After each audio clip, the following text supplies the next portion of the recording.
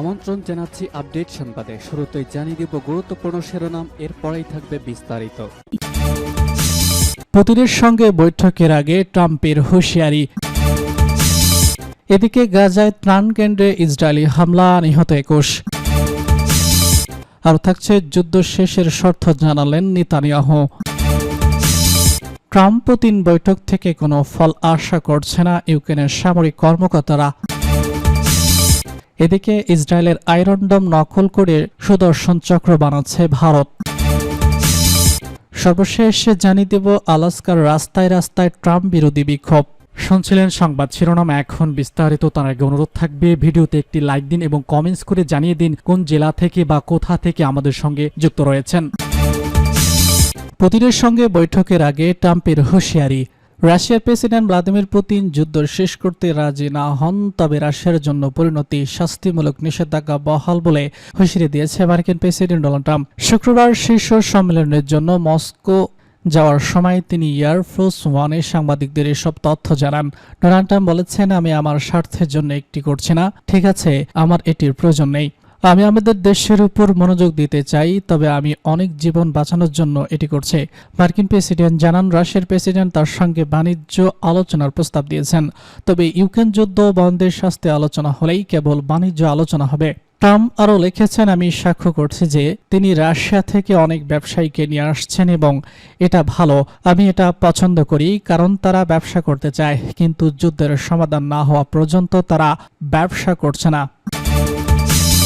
গাজায় ত্রাণ কেন্দ্রে ইসরায়েলি হামলা, নিহত 21। গাজা উপত্যকায় ইসরায়েলি হামলায় আরও 21 ফিলিস্তিনি নিহত হয়েছেন। এদের মধ্যে ত্রাণ সহায়তা নিতে অপেক্ষমান 7 জন রয়েছেন। স্থানীয় কর্মকর্তাদের বরাত দিয়ে আল জাজিরা জানায়, শুক্রবার ভোর থেকে পর্যন্ত 21 জনের মৃত্যুর খবর মিলেছে। গাজার স্বাস্থ্য মন্ত্রণালয় জানায়, হামলার পাশাপাশি সর্বশেষ 24 ঘন্টায় অনাহারে আরও 4 জনের মৃত্যু হয়েছে। এ নিয়ে অবরুদ্ধ গাজায় অনাহারে মৃত ফিলিস্তিনির সংখ্যা 240-এ পৌঁছেছে, যার মধ্যে 106 শিশু। 2023 সালের 7 অক্টোবর হামাসের হামলায় অজুহাতে দখলদার ইসরায়েলের আগ্রাসন ও নির্বিচারে হামলায় গাজায় এ পর্যন্ত 61,796 নিহত হয়েছে। আহত হয়েছে 1,45,609 জন আহত হয়েছে। নিহতদের বেশিরভাগই শিশু, এজন্য জাতিসংঘ গাজাকে শিশুদের কবরস্থান বলে বর্ণনা করে। এদিকে গাজা থেকে দূরে পশ্চিম তীরের E1 এলাকায় ইহুদিদের জন্য 3,000-এর বেশি বাড়ি নির্মাণের অনুমোদনের ইচ্ছা প্রকাশের পর ইসরায়েল আন্তর্জাতিক সমালোচনার মুখে পড়েছে।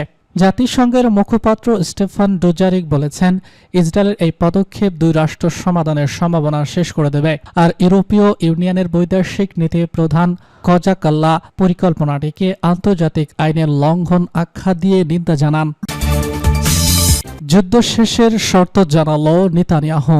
ইসরায়েলের প্রধানমন্ত্রী বেনিয়ামিন নেতানিয়াহু গাজার যুদ্ধ শেষের জন্য তার নিরাপত্তা মন্ত্রিসভা নির্ধারিত 5টি শর্ত পূর্ণ ব্যক্ত করেছেন।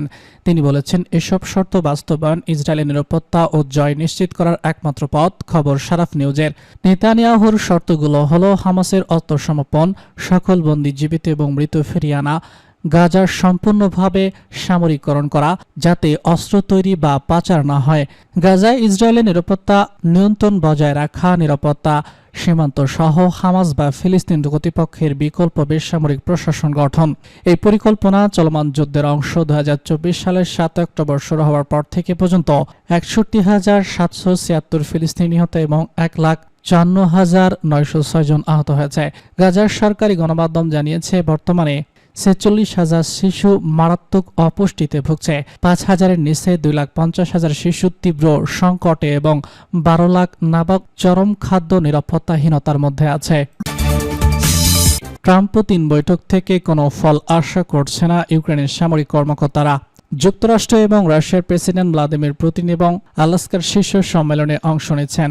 দুই রাষ্ট্রপ্রধান আলাস্কার দিকে যাত্রা করায় যুদ্ধরত ইউক্রেনীয় কমান্ডাররা জানিয়েছে যে তারা নেতাদের এই বৈঠক থেকে কোনো গুরুত্বপূর্ণ ফল আশা করছে না। শুক্রবার এক প্রতিবেদনে এ খবর দিয়েছে CNN। পূর্ব ইউক্রেনে দায়িত্বরত ইউক্রেনীয় সেনা কর্মকর্তা দেরহি বলেছেন, আমি এই বৈঠক থেকে কোনো ফল আশা করছি না। তারা কিছু আলোচনা করবে, কিছুতে সম্মত হবে, কিন্তু কোনো অর্থ নেই। রাশিয়ানদের বিশ্বাস করা যায় না, তারা এ কথা বলেই অন্য কাজ করে। তিনি হতাশা প্রকাশ করে বলেছেন, ট্রাম্প পুতিনকে যুদ্ধ অপরাধী বা হত্যাকারী হিসেবে নয়, বরং বৈধ নেতা হিসেবে দেখছেন। দানবাস নিয়ে ৮ বছর ধরে পুতিনের সঙ্গে আলোচনায় কোনো অগ্রগতি হয়নি উল্লেখ করে তিনি বলেছেন, সামনের লাইনে যা ঘটছে তা দেখলে মনে হয় তারা যুদ্ধ শেষ করার কোনো আগ্রহ রাখে না।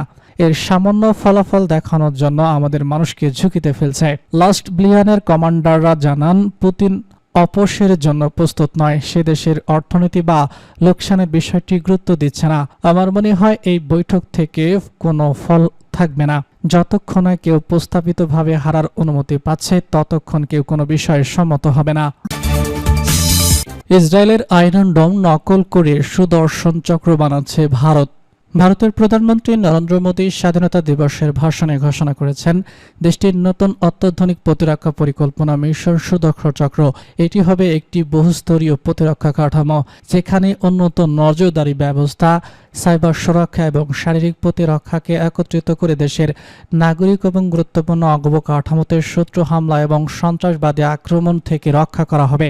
মোদীর কথায় 2035 সালের মধ্যে এই ঢালকে আরও প্রসারিত, শক্তিশালী এবং অত্যাধুনিক করতে চাই। কৃতজ্ঞের অনুপ্রেরণায় আমরা সুদর্শন চক্রের পথ বেছে নিয়েছি।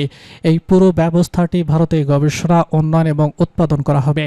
এবছরের মে মাসে অপারেশন সিঁদুর চলাকালে পাকিস্তান প্রায় 100 ঘণ্টা ধরে ভারতের সামরিক ঘাঁটি, যুদ্ধবিমান ও শহরগুলোতে লক্ষ্য করে ক্ষেপণাস্ত্র এবং ড্রোন হামলা চালায়। ভারতের দাবি, তাদের ইনগ্রেড করায় কমান্ডো অ্যান্ড কন্ট্রোল সিস্টেম সেই আক্রমণ প্রতিহত করছে, যদিও পাকিস্তানের দাবি ভিন্ন।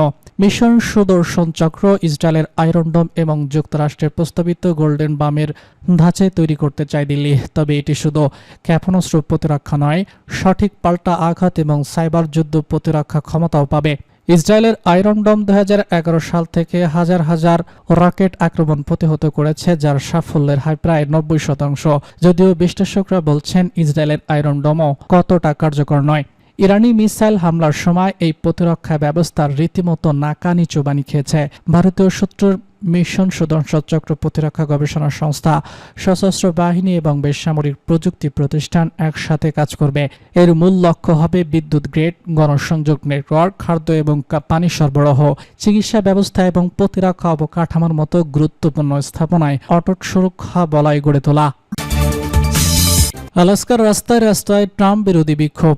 রাশিয়ার প্রেসিডেন্ট ভ্লাদিমির পুতিনের সাথে ডোনাল্ড ট্রাম্পের বৈঠকের আগে বড় বিক্ষোভ দেখা দিয়েছে আলাস্কায়। বৈঠকস্থল দামেস্কের রাস্তায় ট্রাম্প বিরোধী স্লোগান দিয়েছে বাসিন্দারা। যুদ্ধ অপরাধে অভিযুক্ত প্রেসিডেন্ট পুতিনকে আক্রমণের জন্য ট্রাম্পের সমালোচনা করছেন তারা। এছাড়াও ইউক্রেন ইস্যুতে ভ্লাদিমির জেলেনস্কিকে শান্তি আলোচনা না রাখারও নিন্দা জানিয়েছেন আন্দোলনকারীরা। সে সময় শহরের রাস্তায় প্ল্যাকার্ড, ইউক্রেনের পতাকা হাতে স্লোগান দিতে দেখা যায় তাদের। বিক্ষোভে অংশ নেওয়া প্রবীণ টাইম জানিয়েছেন, তাদের মৃত্যুদের সমর্থন করা গুরুত্বপূর্ণ। সভ্য দেশগুলোর সামরিক আগ্রাসনকে পুরস্কৃত করা উচিত নয়। ইউক্রেনের নীল এবং হলুদ রঙের টি শার্ট এবং জ্যাকেট পরা 75 বছর বয়সী পেপবার্ড বলেছেন, যে কোনো শান্তি আলোচনায় ইউক্রেনকে অন্তর্ভুক্ত করা গুরুত্বপূর্ণ। তিনি বলেছেন, বিষয়টি ইউক্রেনকে নিয়ে একটি আমাদের দেশ নয়, মার্কিন যুক্তরাষ্ট্র নয়। প্রেসিডেন্ট ভ্লাদিমির জেলেনস্কি শুরু থেকে সেখানে থাকা উচিত। আন্দোলনকারীরা 67 বছর বয়সী মেলেনকে বলেছেন, ইউক্রেনের সঙ্গে সংহতি প্রদর্শন করা গুরুত্বপূর্ণ। তিনি তার বক্তব্যে বলেছেন, একজন অপরাধীকে ইউক্রেনের কি হবে তা নির্ধারণ করতে দেওয়া ভয়াবহ। পুতিন যদি ইউক্রেনের শান্তি চান তবে তাকে কেবল আক্রমণ বন্ধ করতে হবে। তিনি তা পারবেন না। তিনি শুধু ট্রাম্পকে খুশি করতে পারেন। আমি শান্তির জন্য প্রার্থনা করি, কিন্তু আমি মনে করি না যে এ দুজন মধ্যস্থতাকারী হবেন। মিলুং, যিনি 6 বছর বয়সে ইউক্রেন থেকে মার্কিন যুক্তরাষ্ট্র অভিবাসী হয়েছিলেন, তিনি বলেন, আমি সবচেয়ে ভালো পরিস্থিতি এটাই আশা করতে পারি না হলো এই ধরনের স্থায়ী যুদ্ধবিরতি দেওয়া। এটি শাস্তির দিকে সত্যি একটি ভালো পদক্ষেপ হবে।